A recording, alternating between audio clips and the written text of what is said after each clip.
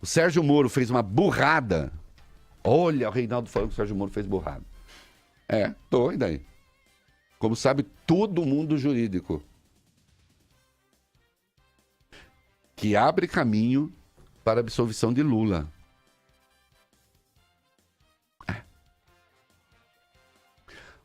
Só você que está falando isso. Não. O fato de ser só eu a falar isso não quer dizer que não esteja lá no despacho do juiz. E será lido pelos desembargadores e será lido pelo Tribunal Superior, se for o caso. E não é uma invenção do Reinaldo Azevedo. Consultem os advogados, os juristas, para vocês saberem se o que estou observando faz ou não sentido. Não só faz sentido, como é uma coisa bastante complicada. Quem é que vai falar da escorregada do Moro, hein? Posso ser eu. Tá bom. O ex-presidente Lula tem agora 8 dias para recorrer ao Tribunal Regional Federal da 4ª Região, com sede em Porto Alegre, da condenação por 9 anos e 6 meses de prisão. Ele foi notificado hoje da pena determinada pelo juiz Sérgio Moro. Ontem, os advogados que representam o petista criticaram mais uma vez a sentença. Segundo eles, o texto não evidencia a corrupção passiva. O crime teria sido cometido a partir de valores que teriam sido obtidos pela OAS nos contratos com a Petrobras e que seriam usados para o pagamento de vantagem indevida ao ex-presidente. Moro alega que a corrupção foi praticada no abatimento do preço do triplex no Guarujá, no litoral paulista, e no custo da reforma do imóvel. Na denúncia constavam 3 obras. Vamos... Tô meio atrapalhado que negócio. Vamos lá, sintetizando. O Ministério Público ofereceu uma denúncia... Atenção. O Ministério Público ofereceu uma denúncia ao juiz Sérgio Moro, dizendo que o triplex do Guarujá era fruto de propina decorrente de uma porcentagem de 3 contratos da Petrobras. Ok? 3 contratos celebrados com a Petrobras para a construção de 2 refinarias. As refinarias não, de parte da refinaria. Né? Um contrato com a refinaria Getúlio Vargas e os 2 outros com Abreu e Lima. Então assim, o dinheiro do triplex vem dali. Isso está na denúncia do Ministério Público. Vocês entrem no meu blog se quiserem detalhes. Achem o que está escrito lá. Tá? Tem lá o trecho. É literal. A denúncia diz que é dinheiro dali. Na sentença, o Sérgio Moro não estabelece o vínculo, como eu disse aqui já, como eu disse lá no Roda Viva, e fui xingado, né? E fui xingado, claro, evidente. A primeira coisa que o imbecil faz é não ler e não prestar atenção no que o outro diz e xingar. Eu disse, olha, o Sérgio Moro não demonstrou que o dinheiro do triplex, ou do triplex, sai dos 3 contratos. Né? Bom, a defesa também chamou atenção para isso, nos embargos de declaração. O que é o embargo de declaração? Quando eu peço para o juiz, juiz, esclarece aí direito o que o senhor fez aí, como é que é esse negócio aí. Aí sabe o que o Sérgio Moro disse? O seguinte, este juízo, né? Ou seja, a 13ª vara, ele, né? Este juízo jamais afirmou, na sentença ou em lugar algum, uma correção, viu, juiz? Na sentença ou em lugar nenhum, tá? Que os valores obtidos pela construtora OAS nos contratos com a Petrobras foram usados para pagamento da vantagem devida para o ex-presidente. Opa! E aí? Atenção, mas essa era a denúncia. A denúncia que ele aceitou, tá lá, é literal, diz isso. No meu blog tem o link para a íntegra da denúncia também. Aí diz assim, não, eu nunca disse que o dinheiro veio de lá. Bom, mas então o dinheiro veio de onde? Aí o Sérgio Moro vem e diz, o dinheiro veio de uma conta corrente que a OAS mantinha e foi e foi tirar de lá o dinheiro, dessa conta corrente. Bom, mas quem foi que falou que essa conta corrente existe? O Léo Pinheiro em delação. Existe alguma evidência da existência dessa conta corrente além da delação? Resposta: não. Então aí há duas questões que se colocam. Como é que eu, juiz, condeno alguém por alguma coisa que não está na denúncia? Vocês estão entendendo a gravidade? Sim. O juiz só pode, como sabe o Vólio Bene, cujo pai era... Procurador de Justiça. Né? Morreu. O pai dele é procurador de Justiça, a família conhece a área? O direito agora se conhece por família? Não, ele tem intimidade, porque o pai dele era procurador. Um juiz condena ou não condena segundo a denúncia.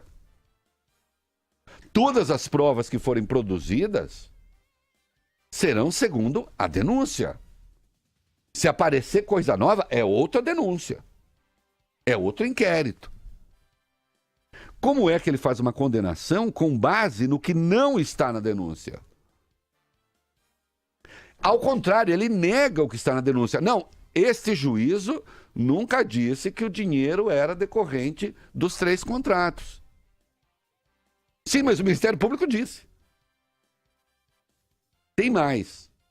Se não disse, por que o caso estava com o Moro? O Moro, afinal de contas, não era aquele que tinha a ver com os casos da Petrobras? Uhum. Mas ele arbitrou uma multa de 16 milhões. Para calcular a multa de 16 milhões, ele levou em conta os 3 contratos.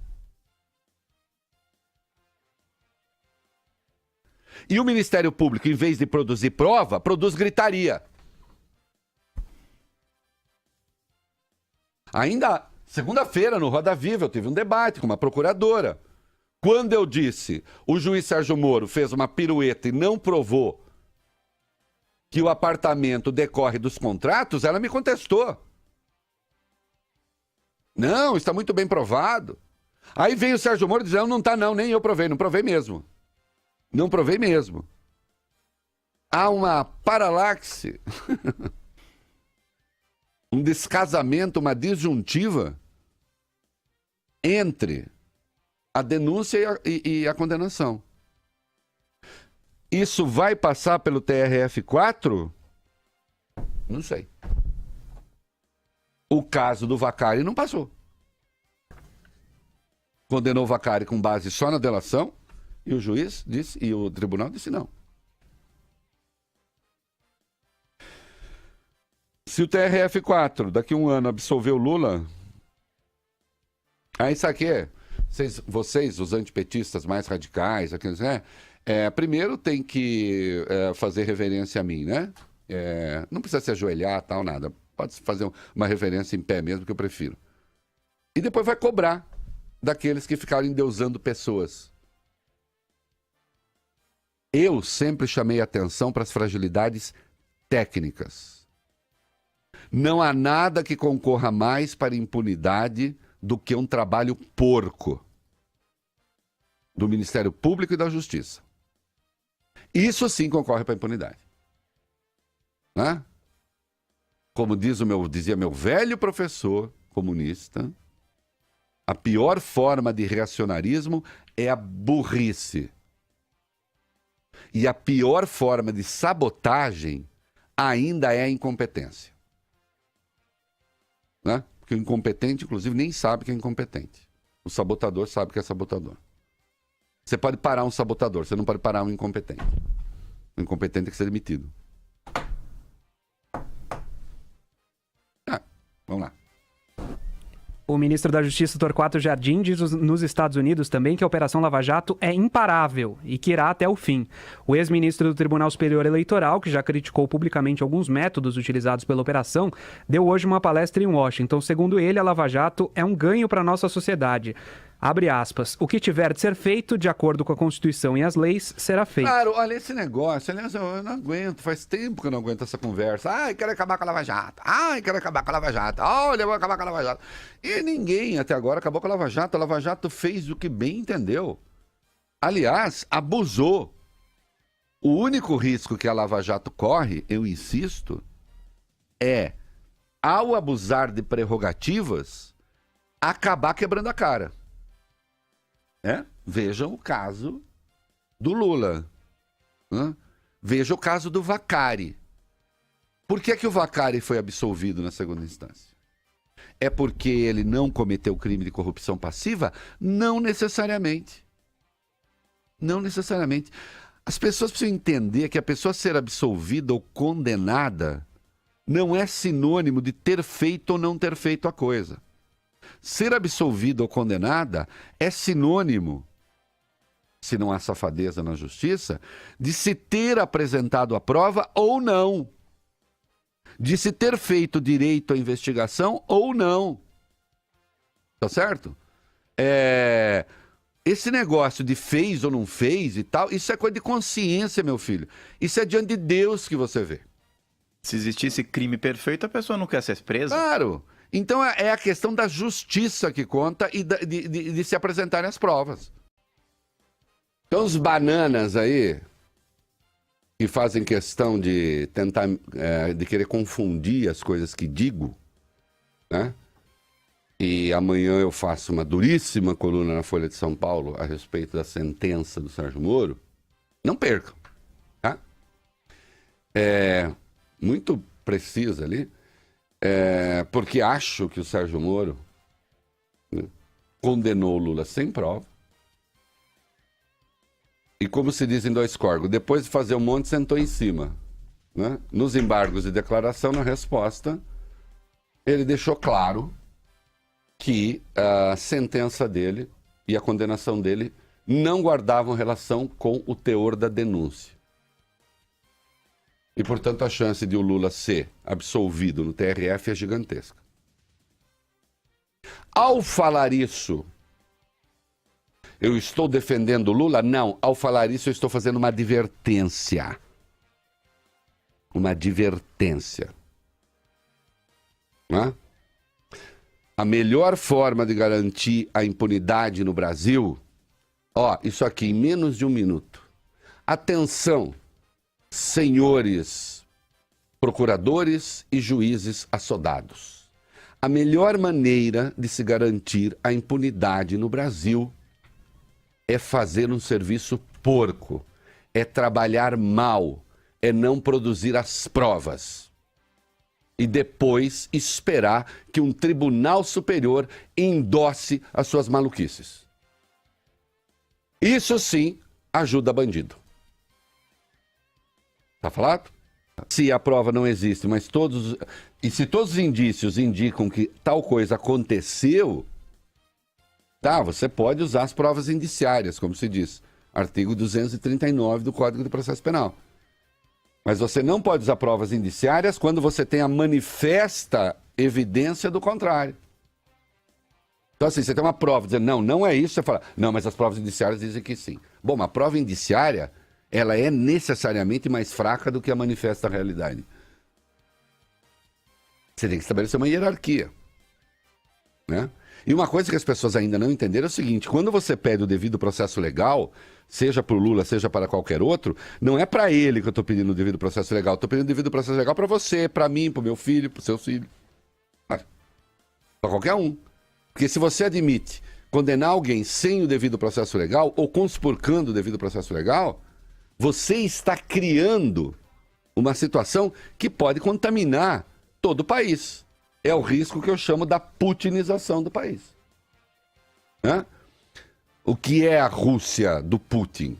A Rússia do Putin era um sistema comunista, fechado, autoritário, não sei o que e tal. Passa por um processo de democracia bagunçado, que um bêbado irresponsável como o primeiro presidente da Rússia pós-comunismo, que era o Yeltsin, né? Conduziu ali a Rússia a algumas situações muito difíceis, e eis que vem o Putin. Vai aparecendo o Putin, que vem da comunidade de informação, ele vem da polícia secreta. Com a cabeça de comunista, mas aí não mais. Com a cabeça autoritária e com a cabeça de um policial de polícia secreta, de quem tem que ter o comando de tudo, né? E a Rússia virou hoje um país autoritário gerido por máfias que sustentam no poder o Vladimir Putin.